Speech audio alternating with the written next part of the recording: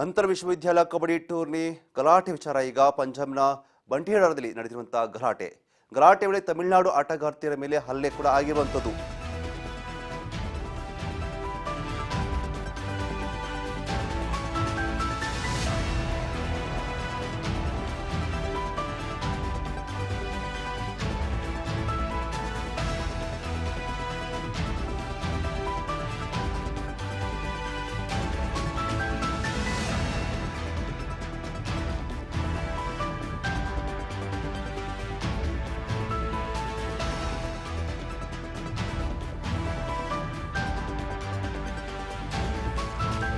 ಅಂತರ ವಿಶ್ವವಿದ್ಯಾಲಯ ಕಬಡ್ಡಿ ಟೂರ್ನಿಯಲ್ಲಿ ಗಲಾಟೆ ನಡೆದಿರುವಂಥದ್ದು ದೃಶ್ಯಗಳು ನೋಡ್ತಾ ಇರಬಹುದು.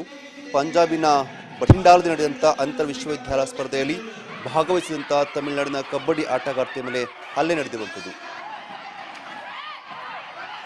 ಪಂಜಾಬಿನ ಬಠಿಂಡಾಲದಲ್ಲಿ ನಡೀತಿದ್ದಂಥ ಕಬಡ್ಡಿ ವಿಚಾರದಲ್ಲಿ ಈಗ ಕಬಡ್ಡಿ ನಡೀತಾ ಇತ್ತು. ಅಂತರ ವಿಶ್ವವಿದ್ಯಾಲಯ ಸ್ಪರ್ಧೆಯಲ್ಲಿ ತಮಿಳುನಾಡಿನ ಆಟಗಾರ್ತಿಯ ಮೇಲೆ ಹಲ್ಲೆ ಆಗಿರುವಂಥದ್ದು.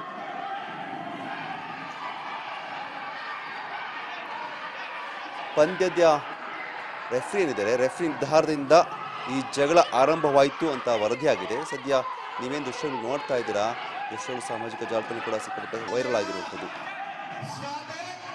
ಕಬಡ್ಡಿ ಆಟ ವಿಚಾರದಲ್ಲಿ ಆಟಗಾರ್ತಿಯರ ನಡುವೆ ಜಗಳ ಉಂಟಾಗಿ ಈಗ ಹೊಡೆದಾಟ ಕೂಡ ಆಗಿರುವಂಥದ್ದು. ಪಂದ್ಯದ ರೆಫ್ರಿಯ ನಿರ್ಧಾರದಿಂದಾಗಿ ಈ ಜಗಳ ಆಯಿತು, ಈ ಗಲಾಟೆ ಆಯಿತು ಎನ್ನಲಾಗ್ತಾ ಇದೆ. ತಮಿಳುನಾಡು ಮತ್ತು ದರ್ಭಾಂಗ ವಿಶ್ವವಿದ್ಯಾಲಯದ ಮಧ್ಯೆ ಕಬಡ್ಡಿ ಪಂದ್ಯ ನಡೀತಾ ಇತ್ತು.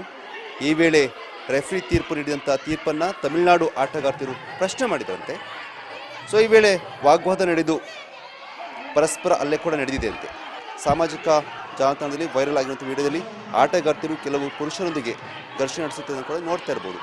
ನೀವು ದೃಶ್ಯದಲ್ಲಿ ನೋಡ್ತಾ ಇದ್ದೀರಾ, ಕೆಲವು ಆಟಗಾರ್ತಿಯರು ಪುರುಷರೊಂದಿಗೆ ಕೂಡ ಘರ್ಷಣೆ ಮಾಡ್ತಾ ಇರ್ಬೋದು. ಅವರು ಅಧಿಕಾರಿಗಳು ಅಥವಾ ಪ್ರೇಕ್ಷಕರು ಅನ್ನೋದು ಕೂಡ ಇನ್ನೊಂದು ಸ್ವಲ್ಪ ಪ್ರಶ್ನೆ ಇರುವಂಥದ್ದು ಸ್ಪಷ್ಟವಾಗಿ ಗೊತ್ತಾಗ್ತಿಲ್ಲ.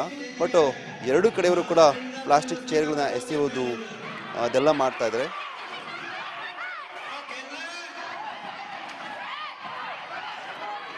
ಕಬಡ್ಡಿ ಆಟಗಾರ್ತಿಯರ ನಡುವೆ ನಡೆದಂಥ ಜಗಳ ಇದು.